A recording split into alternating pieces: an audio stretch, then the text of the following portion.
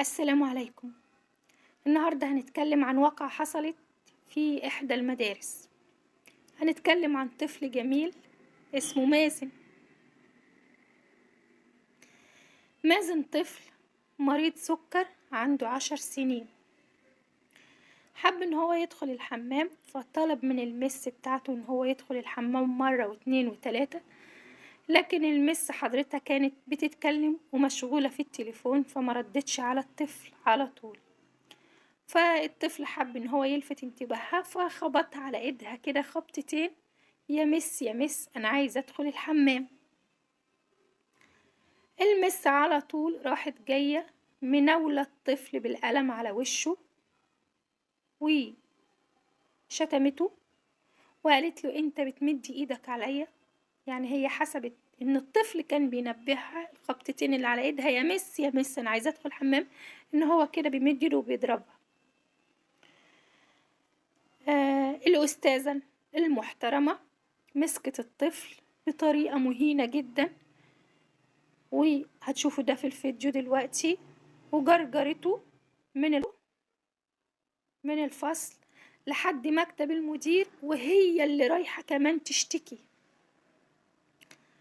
المدير مشكورا اتخذ معاها إجراء فوري وحولها للتحقيق، خصوصا لما دخلت تشتكي في أحد العاملين معها في المدرسة كان في مكتب المدير وقال لها مازن مريض سكر، فغلطت في زميلها وشتمته برضو.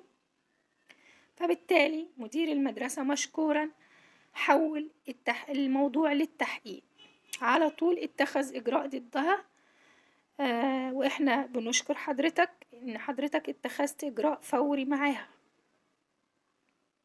أنا كأم مودية ولادي مدرسة علشان أكون مطمنة عليهم، عشان ابني يتعلم ويطلع طفل سوي، وما يطلعش من المدرسة طفل مريض نفسيا بسبب شوية مدرسين أو إداريين غير مؤهلين للتعامل مع الأطفال أو غير مؤهلين للتعامل مع الطلبة. حضرتك مش قادرة تتعاملي مع الطلبة أو التلاميذ، ما تشتغليش في التدريس أو شوفي أي عمل تاني بعيد عن إنك تدرسي لأطفال.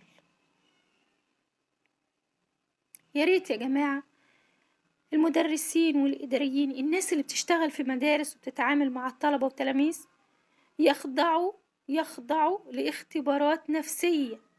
هل الناس دي فعلا هتقدر تتعامل مع أطفال ومع طلبة ولا لأ؟ يا ريت يا جماعة تكون في جهات رقابية على المدرسين داخل المدارس وداخل الفصول، يشوفوا المدرس ده بيتعامل مع الأطفال اللي بيدرس ليهم إزاي.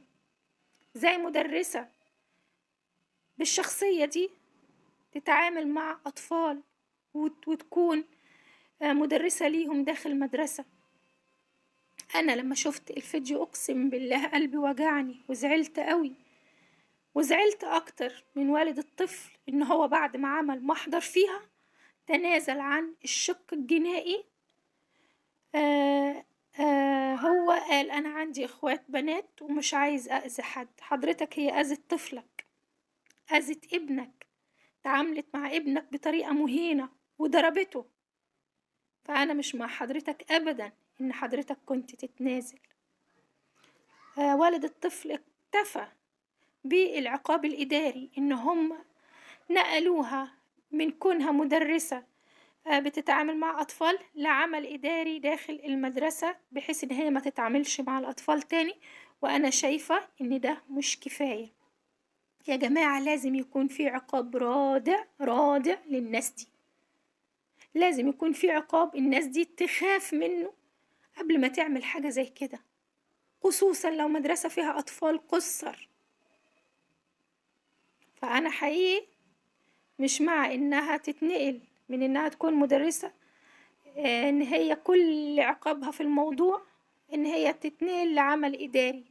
دي مفروض تتفصل تماما، ما تتعاملش، ما تكون عبرة لغيرها. يا جماعة دي تكون عبرة لغيرها هي واللي زيها. ياريت يكون في إجراءات رادعة وإجراءات قوية للناس دي. يا ريت أسمع رأيكم في الموضوع ده، وهل العقاب اللي هي نالته كفاية ولا لأ؟ وانتم مع والد الطفل في انه تنازل عن حق ابنه ولا لأ؟ أنا عن نفسي وحياة ربنا عمري في حياتي ما هتنازل. لا قدر الله، ربنا يحفظ أولادي وأولادكم يا رب. محدش بيستحمل حاجة على أولاده. وبس كده، مع السلامة.